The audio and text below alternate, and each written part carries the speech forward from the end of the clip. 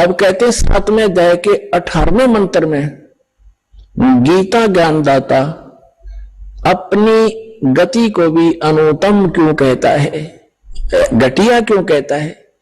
इसका यह है कि जन्म मृत्यु ये खुद कहता है चौथे गीता ज्ञानदाता चौथे अध्याय के 5 और 9 श्लोक में, दूसरे अध्याय के 12वें श्लोक में, 10वें अध्याय के दूसरे श्लोक में कि अर्जुन तेरे और मेरे बहुत जन्म हो चुके हैं, आगे भी होते रहेंगे और पहले भी हो चुके हैं। तो इसलिए 18वें अध्याय के 62वें श्लोक में कहता है अर्जुन तू सर्वभाव से उस परमेश्वर की शरण में जा, उसकी कृपा से परम शांति को सनातन परम धाम को प्राप्त होगा। तो वो जब तक वो तत्वदर्शी संत खोज ले उससे वो ज्ञान और समाधान प्राप्त होगा, तो तत्वदर्शी संत नहीं मिलेगा तो ऐसे ही जन्म और मृत्यु तेरे भी रहेंगे, मेरे उपासक के भी रहेंगे, मेरे भी रहेंगे, वो खुद कहता है। तो अब ये 7वें अध्याय के 18वें श्लोक में कहता है मेरी गति भी अनुत्तम है, घटिया है, क्योंकि जन्म मृत्यु तेरी भी मेरी भी। ब्रह्म साधक ब्रह्म लोक में जाता है। 8वें अध्याय के 16वें श्लोक में कहा कि ब्रह्म लोक पर्यंत भी ये प्राणी सभी पुनरावृत्ति में है, इनका भी जन्म मृत्यु होता ही रहेगा। और जब जहां जन्म मृत्यु होगा, युद्ध करना होगा, वहां शांति नहीं हो सकती। तो यहां कहता है अनुत्तम क्यों बताया? अपनी गति को, अपने यानी ओम नाम के जाप से ब्रह्म प्राप्ति को भी अनुत्तम गति बताया है। किस लिए? इसका उदाहरण देते हैं। एक चुनक नाम के ज्ञानी आत्मा थे, समर्पित भगवान पे, और साधना और ज्ञान वही वेद और इन अधूरे गुरुओं वाला, हठ योग ब्रह्माजी वाला, ओम नाम वेदों वाला, ये साधना किया करते थे, सभी करते रहे। उन्होंने भी ऐसी साधना के लिए हजारों वर्षों तक सूख का काटा हो गए, बड़ी बड़ी पलकें होगी, बड़े बड़े बाल हो गए परमात्मा पाने के लिए। लेकिन गीता अध्याय नंबर 11 के श्लोक 47-48 में गीता ज्ञानदाता स्पष्ट करता है कि अर्जुन मेरी प्राप्ति यानी ब्रह्म की प्राप्ति, भगवान प्राप्ति ना वेदों में वर्णित विधि से, ना किसी मंत्र से, ना जप से, ना तप से कोई नहीं कर सकता, उससे हो ही नहीं सकती वेदों में वर्णित विधि से। तो जिस कारण से इन ऋषियों ने वेदों से मंत्र ओम लिया, उसकी साधना हठ योग ब्रह्मा जी से लिया, साधना करने लगे। उसे भगवान तो मिलना था ही नहीं, वो स्पष्ट कर रहा है। तो उससे सिद्धियां आ गई इनके अंदर, और उन सिद्धियों के आधार से ये प्रभु पाक गए अपने एक दूसरे। जैसे अगस्त ऋषि में सिद्धि थी 7 समुद्रों को पी लेना, ये कोई छोटी सिद्धि है? 7 समुद्रों को एक घूंट में ऐसे चलू भरकर और सारे सुखा दिए थे, ऐसी सिद्धि होती है आध्यात्मिक शक्ति। लेकिन भगवान नहीं हो सकता इन सिद्धियों से, और फिर वापस कुरला कर दिया तो 7 समुद्र भर गए। तो कहने का भाव ये है कि ये तो सिद्धि है परमात्मा से की साधना करने से थोड़ी बहुत ये बैटरी चार्ज हो जाती है, जिसे कुछ चमत्कार दिखा देते हैं। इन्वर्टर में पंखा चल पड़ा, लाइट चल पड़ी, छोटा मोटा रोशनी होगी, मोटर नहीं चला सकता इन्वर्टर जो 10 हाउस पावर की। तो ये छोटे मोटे इन्वर्टर बन गए और बैटरी चार्ज हुई, फिर डिस्चार्ज कर दी, वो खत्म हो गए, पशु बन गए। तो कहने का भाव ये है ऐसे ही चौनक ऋषि थे, इन्होंने सिद्धियों प्राप्त कर ली और इतनी सिद्धि होगी कि आम सिद्ध पुरुष भी उसका अगर नतमस्तक होने लगा, बड़ा बोलबाला हो गया। एक मानदाता चक्रवर्ती राजा था। चक्रवर्ती राजा का अर्थ होता है जिसका पूरी पृथ्वी पर शासन हो, और उसके अंतर्गत छोटे छोटे नवाब राजा लोग होते हैं, वो उसको टैक्स देते हैं, उसके पराधीन होते हैं, उसके आदेश से चलते हैं, सब कार्य करते हैं।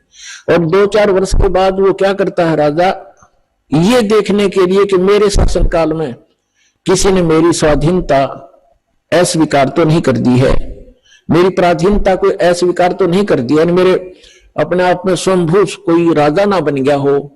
उसके लिए घोड़ा छोड़ते हैं जो राजा का निजी घोड़ा होता है, और उसके आगे एक पंपलेट लटका दिया जाता है कि जिस भी राजा को अपने मानदाता चक्रवर्ती राजा की पराधीनता स्वीकार ना हो, इस घोड़े को पकड़ के बांध ले और युद्ध के लिए तैयार हो जा। राजा के पास 72 करोड़ सेना है, ये समझो सिंपल भाषा में। 72 अक्षौणी का तो वैसे अलग से होता है, जैसे इतने घुड़सवार, इतने रथ वाले, इतने फलाने हाथी वाले, वो मिलाकर के सारा होता है। हम सिंपल भाव से समझते हैं। 72 करोड़ सेना है, 72 अक्षौणी। किसी वो घोड़ा चल पड़ा, पीछे सैनिक थे, सैनिक घोड़ों पर, घोड़ा खाली, और वो चल रहा अपनी मर्जी से, कहीं से जा रहा, किधर ही जा रहा। तो जाते समय भी चुनक ऋषि ने देखा कि घोड़ा खाली जा रहा है, बाकी वे सवार बैठे, क्या कारण है। लेकिन वापस जब आए तो भी वहीं से आगे वो कुदरती सारी पृथ्वी पर घूम गए। 1, 2, 4 वर्ष के बाद तो ऋषि ने पूछा कि सैनिकों, ये घोड़े पर सवार क्यों नहीं कोई। तो उसने बताया, सैनिकों ने बताया कि ये राजा मानदाता चक्रवर्ती राजा का घोड़ा है, इस पर कोई बैठ नहीं सकता। और इसके गले में क्या लिखा है, ऋषि ने पूछा। सैनिकों ने उत्तर दिया, इसके गले में यह लिखा है कि जो इस घोड़े को पकड़ेगा उसने राजा मानदाता जी के साथ युद्ध करना पड़ेगा, और राजा के पास 72 करोड़ सेना है। ऋषि ने पूछा, क्या किसी ने नहीं पकड़ा। तो सैनिकों ने कहा, कौन पकड़े, उसकी जाड़ फोड़ दे हम, है किसी की पिला, किसी की मां ने दूध। ये सैनिक भी एक आधा अगर मुंह फटे। तो उसने, ऋषि ने सोचा राजा को अभिमान हो गया, इस अभिमान ठीक करते हैं। बता, ऋषि का राजा के अड़न का के तो क्या ऋषि है वो, ऋषि माने अच्छी आत्मा, और गधा है भी, मतलब पंगा पा लिया। बोला मैंने ये घोड़ा बांध लिया, रख बांध दो घोड़े को मेरे वृक्ष के जिसके नीचे तपस्या करे था। सैनिकों ने बांध दिया। सैनिकों ने कहा उस ऋषि से कि ये घोड़ा आप बांधोगे, मानदाता चक्रवर्ती का युद्ध करोगे। कहा मैं युद्ध करूंगा उसके साथ। सैनिकों ने कहा, कंगले तेरे दाने खाने को नहीं, तेरी क्यों सामत आई है, चुप करके अपनी भक्ति कर और माला फेर, क्यों मरा तू बेआई मौत क्यों मर रहा है। उसने चुनक ऋषि ने कहा कि तुम राजा के से जाके कह दो कि चुनक ऋषि ने तेरा युद्ध स्वीकार कर लिया। अब सैनिकों ने आकर के राजा को नमक मिर्च लगाई और कहा कि आज एक व्यक्ति ने घोड़ा हिम्मत की है आपका युद्ध उठने की, और कल को दूसरा बकवाद करेगा। Rajan, nip the evil in the bud, बुराई को सट में खत्म कर देना चाहिए। राजा ने फिर कह दिया जाओ। तो उस 72 करोड़ की 4 प्लाटून बना, 4 टुकड़ी कर ली। 18 करोड़ सेना एक आदमी को मारने के लिए भेज दी, चुनक ऋषि को। और चुनक ऋषि ने क्या किया, अपनी जो साधना करी थी, सारे जीवन में डले डोए थे, उसकी 4 पुतली बना दी, एटम बम बना लिए सिद्धि तय। एक एटम बम छोड़ दिया पुतली, उसने कत्लेआम मचा दिया। घड़ियां पुतली होगी हजारों करोड़ों की संख्या में, और कत्लेआम मचा दिया, और वो खत्म हुई सिद्धि। वो तो जो निकल गया बाण, वो बम। राजा ने दूसरी टुकड़ी 18 करोड़ की भेज दी, ऋषि ने दूसरी पुतली भेज दी। ऋषि ऐसे क्या 72 करोड़ सेना का नाश कर दिया, कत्लेआम कर दिया। किसने, उस चुनक नाम के ब्रह्म उपासक ने, उस काल के उपासक ने, ब्रह्म के उपासक ऋषि ने।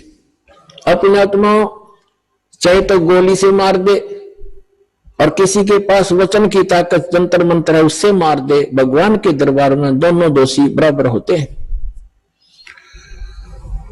अब इसके विषय में सूक्ष्म वेद में परमात्मा ने अमरवाणी में कहा है, सच्चिदानंद ब्रह्म की वाणी में, कि 72 अक्षौणी अक्षय करी वो चुनक ऋषि स्वर एक, ये दे धारे जोरा फरे भाई सभी काल के बेखे। 72 अक्षौणी खा गया वो चुनक ऋषि स्वर एक, मानदाता राजा की 72 करोड़ सेना का नाश कर दिया। किसने, उस चुनक ऋषि स्वर अकेले ने। ऋषि स्वर जैसे मुनि और मुनिवर और मुनीश्वर, एक तो मुनि आम साधक, और मुनिवर उन साधकों में श्रेष्ठ मुनि, और फिर मुनीश्वर उन श्रेष्ठ मुनियों में भी परम श्रेष्ठ, यानी उस मुनीश्वर ऋषिश्वर ऋषिश्वर उस तीसरे नंबर के गुड बेटर बेस्ट, उस बेस्ट यहाँ के बेस्ट जाने जाने वाले ऋषि के ये कर्म है 72 करोड़ सेना खाली। ये सूक्ष्म वेद में परमात्मा बता रहे हैं। 72 अक्षौणी खा गया वो चुनक ऋषि स्वर एक, ये दे धारे जोरा फिरे भाई सभी काल के बेखे। जोरा माने मौत, जरा माने बुढ़ापा, यह अंतर समझना कदे भूल जा। जोरा मीन संत भाषा में जोरा माने मृत्यु। कहते हैं ये दिखे संत ऋषि महर्षि, ये तो चलती फिरती घाल है, ये देह धारे मौत फिरे, ये संत नहीं, ये मौत है। ये सभी काल के भेख, ये ब्रह्म के साधक, ब्रह्म तक के पुजारी, ये सभी काल के भेख, दे धारे जोरा फिरे या मौत फिरे, चलती फिरती मनुष्य रूप में इतने मानस मार दिए, तुम इनको महर्षि कहते हो। तो यहां गीता ज्ञानदाता भी कहता है कि ये ऋषि है तो नेक, लेकिन तत्वदर्शी संत ना मिलने से मेरे वाली अनुत्तम घटिया साधना में लीन रहे, गति में लीन रहे। अब क्या बनेगा? ओम नाम के जाप से ये ब्रह्म लोक जाएगा, और जो सिद्धि की थी, जो साधना तपस्या की, से राजा बनेगा। और जो इसने 72 करोड़ सेना मार दी, वो बैड अकाउंट अलग से लिखा जाएगा, इसको फिर भोगना पड़ेगा। ब्रह्म ओम नाम की साधना से ब्रह्म लोक में जाएगा, वहां अपनी पुण्य समाप्त करके इस मंत्र के जाप का नाश करके कमाई का ये वापस आएगा, राजा बनेगा पृथ्वी पर। फिर खूब पाप कमाओगा। राजा शिकार करते हैं, अपने अहम के कारण दुनिया मरवा डालते हैं, कत्लेआम कर देते हैं अपने राज्य के लिए, वो पाप इसके बुरे में लिखे जाएंगे। फिर ये कुत्ता बनेगा और इसके सब में कीड़े पड़ेंगे, इस ऋषि तुनक का। और जितने सैनिक मारे थे वो गिन गिन का बदला लेंगे इसका। तो यहां कहते हैं फिर ये खाक मुक्ति हुई। 18वें अध्याय के 62वें श्लोक में कहा कि तू सर्वभाव से अर्जुन उस परमेश्वर की शरण में जा, उसकी कृपा से तो परम शांति को, सनातन परम धाम को प्राप्त होगा। 15वें अध्याय के 4थे श्लोक में कहा कि परम संत की प्राप्ति के उपरांत, तत्वदर्शी संत की प्राप्ति के उपरांत परमात्मा के उस परम पद की खोज करनी चाहिए, जहां जाने के बाद साधक लौटकर फिर संसार में कभी नहीं आते, और केवल उसी की भक्ति करो। तो यहां जो ब्रह्म तक के साधक हैं, इसलिए 7वें अध्याय के 18वें श्लोक में गीता ज्ञानदाता कहता है कि ये ज्ञानी है तो अच्छी आत्मा, परमात्मा के लिए समर्पित है, लेकिन तत्वदर्शी संत ना मिलने से ये मेरे वाली अनुत्तम गति में, घटिया गति में साथ लीन रहे। इनको वो संत नहीं मिला जिससे, जिसकी साधना करके उस स्थान को प्राप्त कर ले जहां जाने के बाद साधक फिर लौटकर कभी संसार में जाते। तो वो संत ये दास है पुण्यात्माओं, आज समझ में आ जाओ, थारा से फिर आइयो। जितना लेट आओगे उतना पछताओगे, जल्दी आओ, अपना कल्याण कराओ। बोलो सतगुरुदेव।